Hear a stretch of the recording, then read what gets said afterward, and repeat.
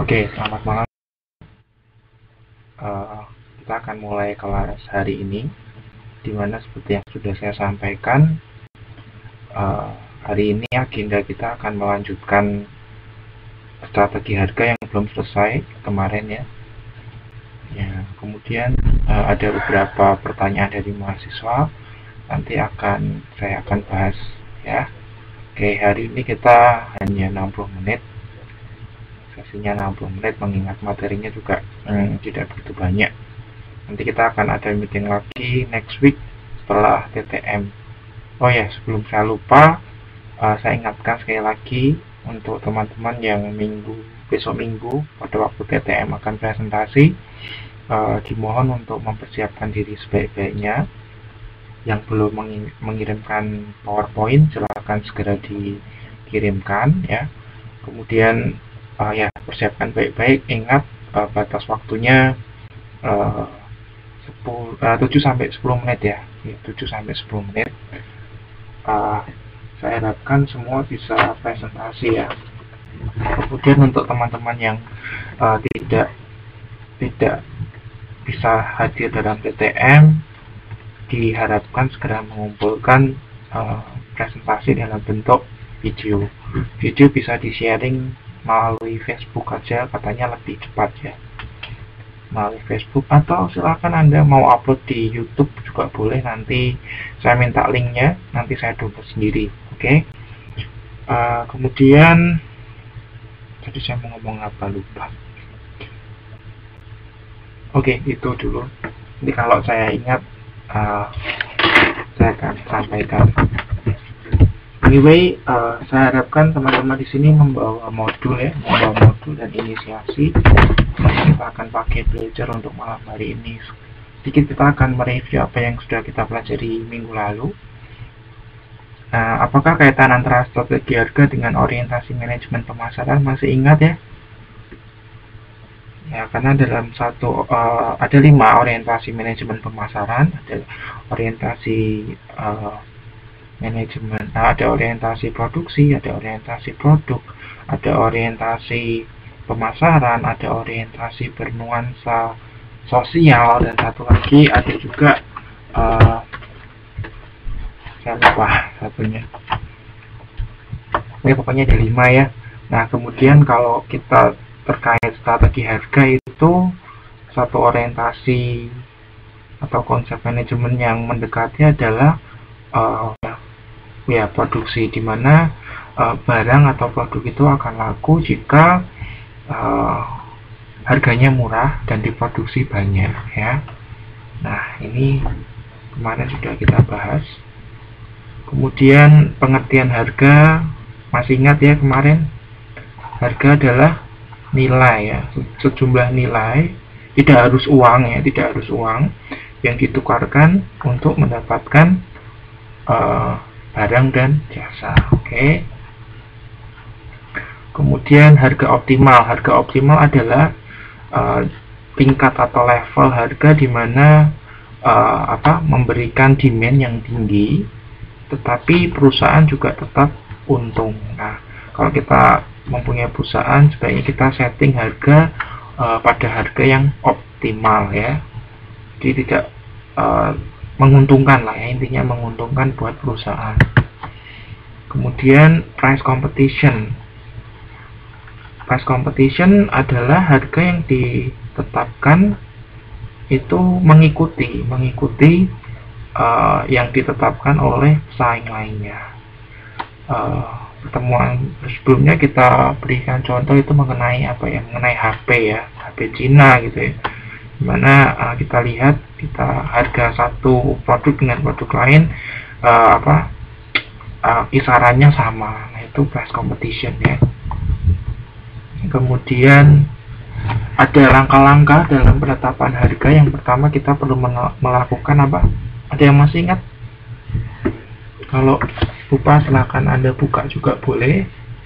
Inisiasi 4 ya, modul 5 mengenai strategi harga. Di halaman 1 sampai halaman 2 itu ada langkah-langkah penetapan harga.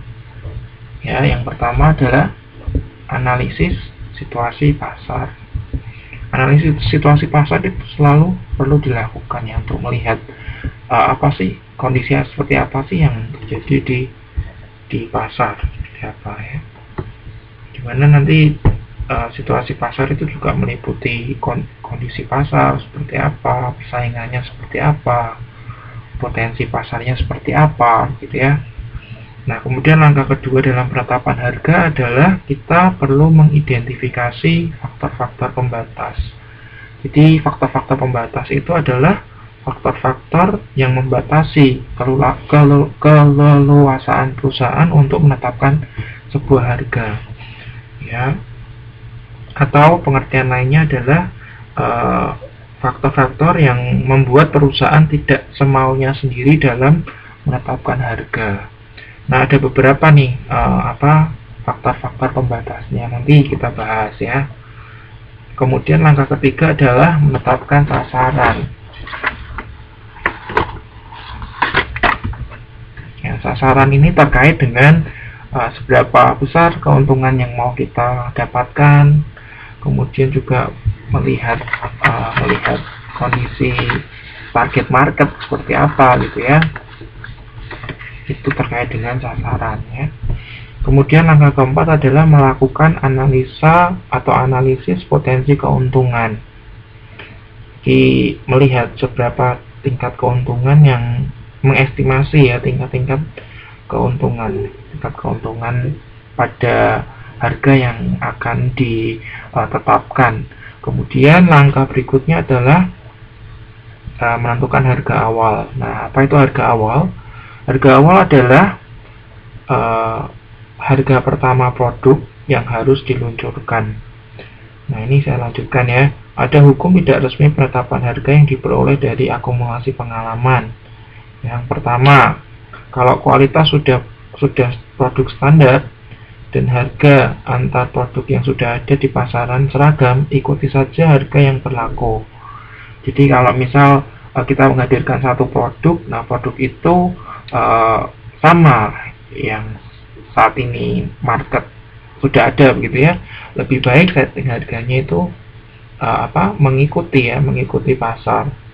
Nah, ini dicontohkan nih PT Hanayan Jaya atau PT X gitu ya, ingin menetapkan harga air dalam kemasan produk mereka, ikuti saja harga yang berlaku. Nah, itu contoh realnya. Nah, alasan yang kedua adalah kalau produk unik dan tidak ada bandingan, bukan alasan yang kedua ya, case yang kedua, dimana kalau produk yang kita tawarkan itu unik dan berbeda dan tidak ada bandingannya, tetapkan harga setinggi-tingginya, namun konsumen tetap mampu membelinya ya, jangan sampai setting harga terlalu tinggi, kemudian konsumen tidak bisa menjangkaunya, itu percuma ya. Ini dicontohkan misalnya ada dokter namanya Dokter Jenny gitu ya, berhasil membuat dan mempatenkan obat anti HIV/AIDS. Kemudian dokter ini men-setting harga, misal satu slot berisikan 12 tablet sudah cukup untuk menyembuhkan AIDS dengan pemakaian 3 tablet satu hari. Nah, kemudian dokter ini, karena ini produknya itu ya masih unik ya, karena kan memang kita tahu bahwa obat untuk HIV/AIDS kan masih dalam proses pencarian, belum ketemu. Nah, ini kan produk ini memang lain daripada yang lain, spesial. Jadi Dokter Jenny ini bisa menetapkan harga semaunya gitu ya. Nah, kemudian yang ketiga adalah mengelola harga. Perlu diingat bahwa lingkungan itu selalu berubah ya. Nah, dengan sendirinya harga juga demikian. Berapa besar harga dinaikkan atau diturunkan? Bagaimana caranya? Kapan melakukan? Nah, itu merupakan pertanyaan terkait dengan pengelolaan harga. Contohnya pada saat krisis ekonomi menghantam Indonesia tahun 90-an ya, sampai awal 2000-an. Kemudian apakah harga dinaikkan atau tetap sama atau diturunkan?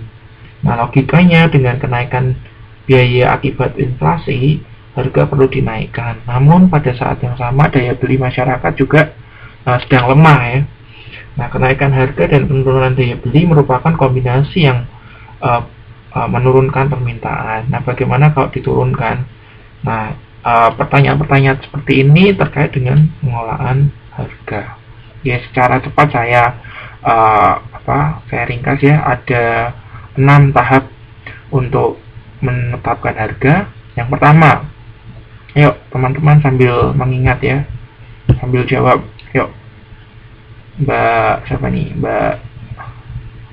Mbak Nurlela Feriati masih di sana kah? Atau Mbak siapa nih? Coba sama-sama yuk. Mbak Yusni. Jadi langkah yang pertama apa dalam penetapan harga? Halo, pada kemana nih? Oke, perlu melakukan analisis situasi pasar. Tuh, langkah yang kedua apa Mbak?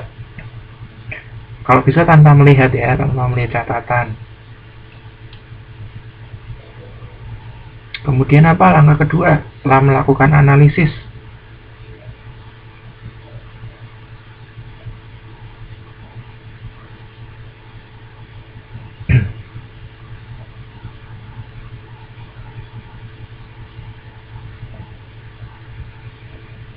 Halo.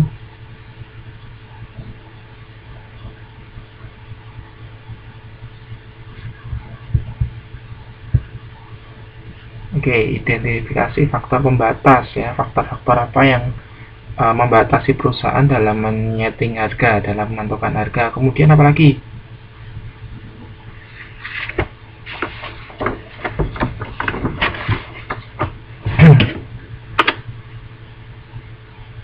Kemudian menetapkan sasaran ya, menetapkan sasaran. Sasaran ini terkait dengan besar kecilnya keuntungan, kemudian terkait dengan biaya-biaya ya. Kemudian apa lagi? Langkah berikutnya, langkah keempat, analisis potensi keuntungan ya. Analisis potensi keuntungan. Kemudian langkah berikutnya adalah menentukan harga awal dan mengelola harga. Oke, itu ya. Saya lanjutkan nih. Nah, jelaskan secara singkat mengenai faktor-faktor pembatas harga. Nah, tadi sudah saya singgung ya, faktor pembatas harga adalah faktor-faktor yang membatasi keleluasaan perusahaan dalam menyeting harganya. Nah, faktor-faktor itu misalnya biaya ya, biaya produksi, kemudian persepsi konsumen melihat produknya seperti apa gitu ya, kemudian mengira-ngira, oh ini kira-kira kalau harga ini harganya nggak layak, atau harga ini layak, atau harga ini sudah oke gitu ya. Kemudian terkait dengan etika, dan tidak lupa peraturan pemerintah ya. Saya lanjutkan. Kemudian jelaskan secara singkat faktor-faktor dalam penetapan harga awal. Nah, harga awal tadi adalah harga pertama produk diluncurkan. Nah, Anda bisa buka di halaman 7 dan 8 untuk inisiasi ya. Oke, silakan dibuka halaman 7 dan 8.